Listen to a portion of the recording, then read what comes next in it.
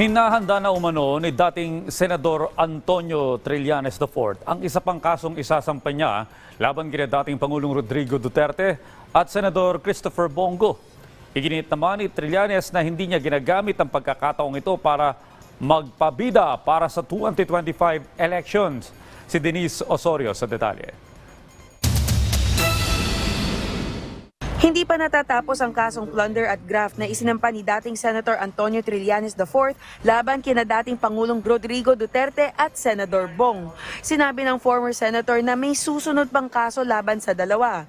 Ngayon lang daw talagang isinampa ang kaso dahil wala na sa kapangyarihan si Duterte. Kaya bukod kay Trillanes, posibleng may mga iba pang magsasampa sa kaso laban sa dating presidente. During the Duterte administration, imposible pong may uusad na ganitong klaseng kaso laban sa kanila. Yung alyansa ng Marcos at Duterte camps ay nabasag lang naman bago lang. Di ba? Una nang sinabi ni Trillanes na tungkol sa frigate scam ang kanyang isusunod na habla kay Duterte at Go.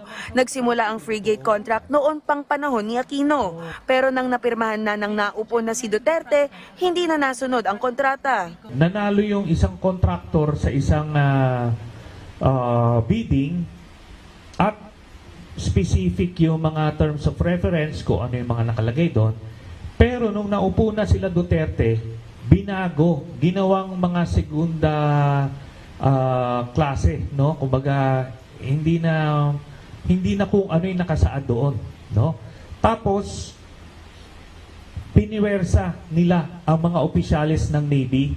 Nagpaliwanag si Trillanes na hindi lang Senator Bongo ang punteriya ng isinampa niyang plunder at graft.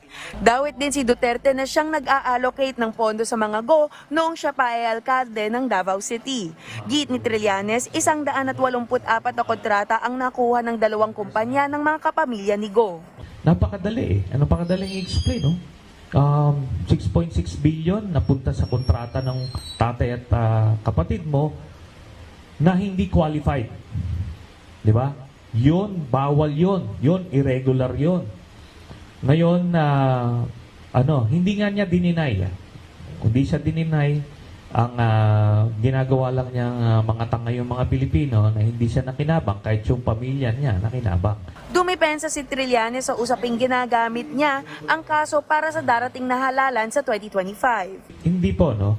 Kaya nga, hindi nila pwedeng sabihin na gusto kong sumikat dahil tatakbo ko ng national position. Hindi po ako tatakbo sa pagkasenador. Kaya hindi applicable yung ganyang mga alibay, no? Yung mga pang-divert ng attention.